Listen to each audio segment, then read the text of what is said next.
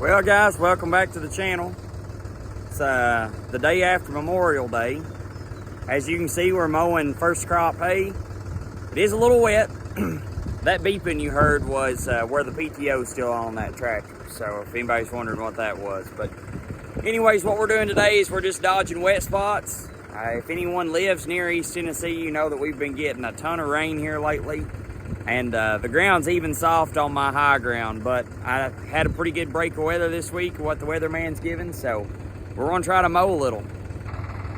I feel sorry if there's anybody in an airplane flying over today because they're probably thinking, what in the world is he doing?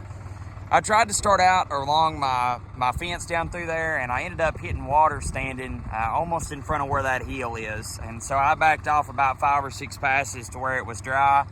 And I'll just end up having to go back in and mow that later. Same way with right through here where I've kind of cut in. The edge right there got really soupy. So the swag right here really holds a lot of water, but I knew I had to get some mowed. Now what we're gonna try to do after we eat some lunch, we're gonna try to go through that swag and we're gonna try to hit that high spot on that field over at the creek. So hopefully I'll take you all along on that journey. We're going to finish up these couple little strips. I'm going to clean up my corners where I cut them on each end, and then we'll go in and eat some lunch. The little tractor is doing really good. I'm learning on some things about it, what gear it likes, etc., etc. So it's just a learning process. At least it's not a big, heavy four-wheel drive tractor that would tear up the ground a lot, so that is one plus. No, I'm not sponsored by Mountain Dew, but if you guys want to sponsor me, Baja Blast is my favorite.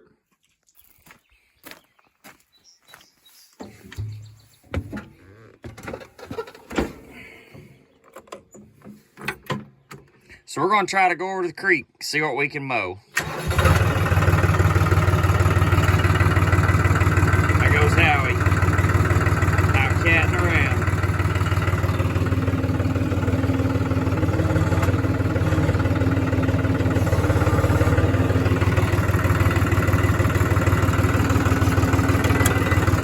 Definitely see how this power shuttle is going to spoil me with that grapple, so we'll just have to see.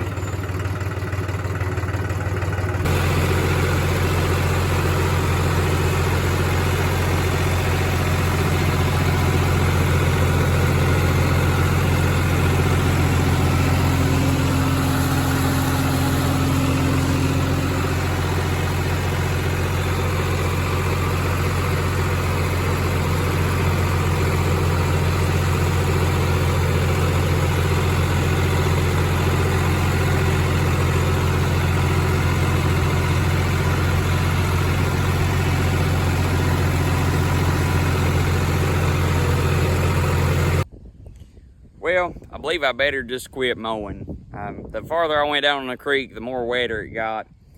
And I guess you could probably mow it. It's given pretty good weather for this week, but I just don't really like water splashing up on hay like that because it gets it dirty. Whenever you go to bale it, it makes it really dusty. So I'm gonna go ahead and quit what I've got. I've maybe got 4 or 5 acres mowed, but it's all in different places. So let's go ahead and maybe get our hay baler out, and I'll let you watch a little bit of the maintenance on that thing. We got the baler pulled out. As you see, it's a little different than what we've had on the channel the last couple years. If you watched my other video, I was talking about selling the 4000 and possibly selling this one too. We did sell the 4000. My cousin got it. And there's a guy that works with my dad who's kind of interested in this one. And so since I know him, I'm going to give him first dibs on it. Till he makes his mind up whether or not he wants it, I'm going to see if I can bale some hay with it and see how it does. Just something a little different. But if he doesn't end up wanting it, go ahead and check Knoxville Marketplace here in a couple weeks. It'll be on there. I've had a couple people reach out to me. It's kind of one of those deals. Whoever brings me money first gets it. But if the guy doesn't want it, I'll post an update comment or something, and I'll show you where it's at, and we can maybe work out a deal if someone's interested in this big four-wheel drive. Now, before I start working on this or blowing it off, I want to teach you all something, which it's probably common knowledge to a lot of people, but it's just something that maybe could save you some headache or injury. This is your trip arm right here, and it's determined by this sprocket. As it spins, it works its way up.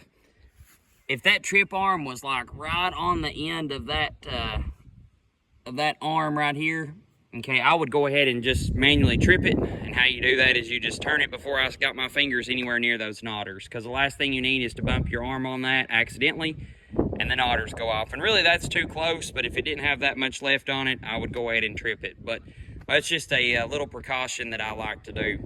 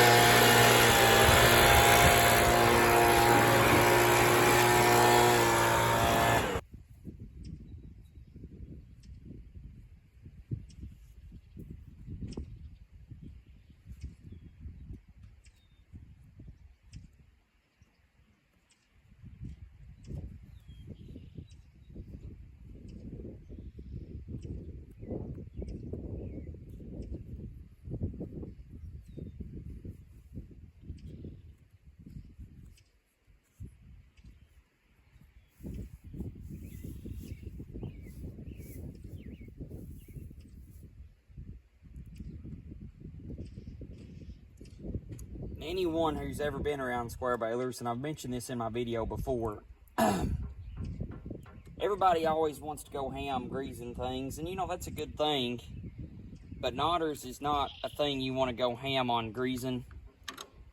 It's never happened to me because I've I guess under greased or just greased enough. But supposedly if you put too much grease to a knotter, it won't tie. So what I always do, I always just barely put it on, and I just barely put grease in until I see grease coming out. And when I see grease coming out, I stop. So that's just some square baler tips. Anybody that's getting into square baling, or maybe you've been given an opportunity to start farming and just starting out. Normally what I do, I clean this baler out, but this year I'd put up some pretty dry hay, and so I just left it, and it's been kept in the barn. I don't see any mold or anything on it, but if you're putting up heavy hay, I would definitely recommend cleaning it out, because if you leave wet hay inside your chamber, it'll start rotting it and rusting it out. So,